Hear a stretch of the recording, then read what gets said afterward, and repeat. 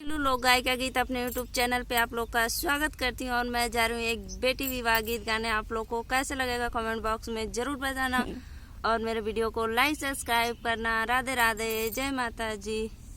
बाबा पीछा मारा हो घन बसवरिया, अरे तोता मैं नालिया न शेर रे लाला नवा, अरे तोता मैं नालिया न बसेर रे लाला नवा।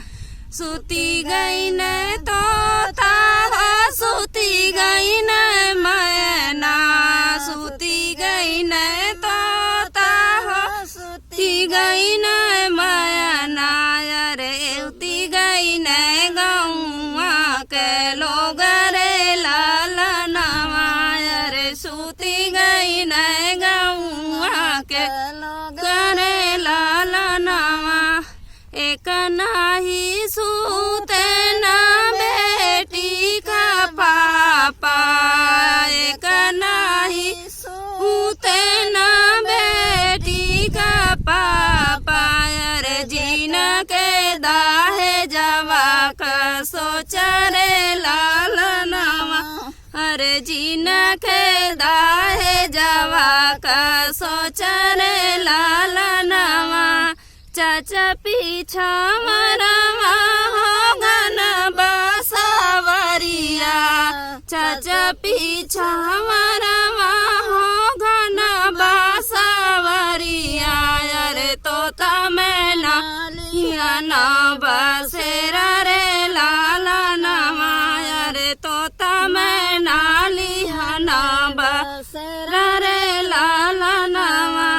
सुती गई न तोता रे सुती गई न मैना, सुती गई न तोता रे सुती गई न मैना, अरे सुती गई न गौआ का लोग रे लाला नवा, अरे सुती गई न गौआ का लोग रे लाला नवा।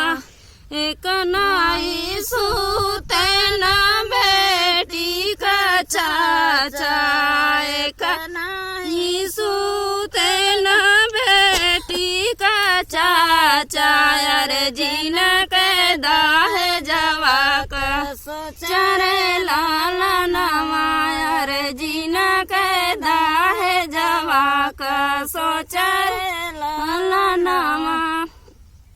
भैया पीछा मरवा हो घन बसवरिया, भैया पीछा मरवा हो घन बसवरिया, अरे तोता मैं नालिया न बसेर रे लाला नवा, अरे तोता मैं नालिया न बसेर रे लाला नवा।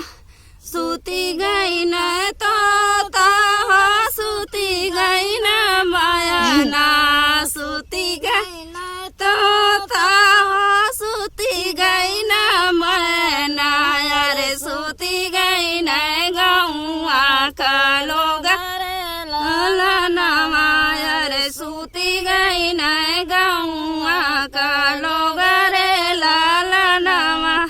एक नाई सूते न बेटी का भैया, एक नाई सूते न दीदी का भैया, अरे जीन के दाहे जवा का सोच रे लाला नवा, अरे जीन के दाहे जवा का सोच रे लाला नवा।